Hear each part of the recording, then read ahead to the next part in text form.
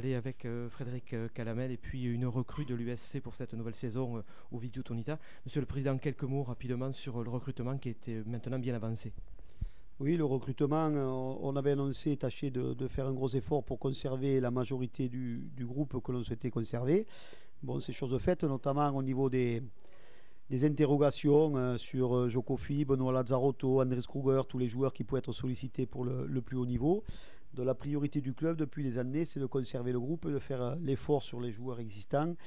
Voilà, parce qu'on a notre mentalité, notre âme, et on essaye toujours de garder ce qu'on a très bien ici, plutôt qu'aller chercher ailleurs ce qu'on a très bien à la maison, quoi. Et ensuite, en termes de recrutement, les 6 ou 7 joueurs que l'on va recruter, on tâche de prendre des joueurs de niveau supérieur pour pouvoir amener une plus-value au groupe. Donc ce qu'on a fait jusqu'à présent, avec le recrutement annoncé tout à l'heure, ou pour l'instant, les 3 ou 4 joueurs qui ont signé, qui sont engagés à Carcassonne, viennent d'un niveau top 14 ou d'un niveau identique à l'étranger. Justement, dans un Pro D2 qui se relève, on l'a vu la saison dernière, très très homogène, et vous mourrez à une petite marche, même une micro-marche de la qualification. L'objectif, forcément, c'est de pouvoir rivaliser avec les grosses cylindrées. Oui, l'objectif il est clair et affiché. De toute manière, si on n'a pas un objectif ambitieux, déjà c'est pas très intéressant de diriger un club et de l'entraîner, de le manager. Donc l'objectif c'est d'être au moins dans les 5 premiers en fin de saison prochaine. Donc c'était l'objectif sportif de Christian l'année dernière. On y a été jusqu'à la dernière seconde et je crois qu'on aurait mérité vraiment d'y être. Et quand on voit la finalité de Mont-de-Marsan, on se dit que si un jour on est dans les 5 premiers la saison prochaine, tous les espoirs seront permis après pour les phases finales. Mais tout d'abord, priorité, oui, et objectif clairement affiché, être dans les 5 premiers la saison prochaine.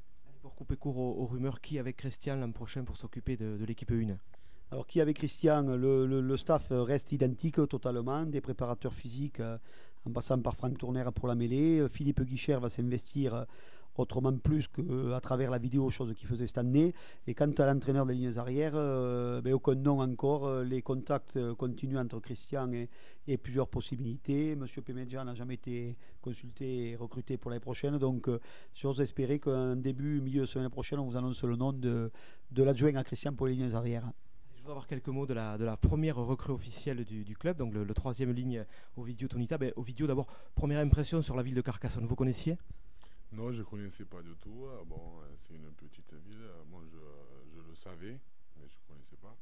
Mais c'est sympa, ça me donne un peu ces côtés, un peu comme en Roumanie, des petits villages. C'est sympa, ça me plaît. Et nos ambitions, c'est de monter en top 14 l'année prochaine. Donc, c'est pour ça que je suis venu, d'aider le club, de jouer, de tout donner pour qu'on arrive au projet qu'ils m'ont proposé. Voilà. Alors jusqu'à présent, donc vous évoluez en top 14, 8 saisons, c'est ça, à l'USAP. Donc une très très grosse expérience du haut niveau que vous allez mettre à profit ici à Carcassonne. Ben oui, voilà. Moi, je pense que c'est pour ça ils m'ont contacté, ils sont venus me chercher. Donc moi, j'espère de amener tout ça pour le groupe et pour le club de monter en top 14. Donc, on va se retrouver très bientôt alors au bord des terrains d'entraînement. Merci Ovidiu. Merci à vous.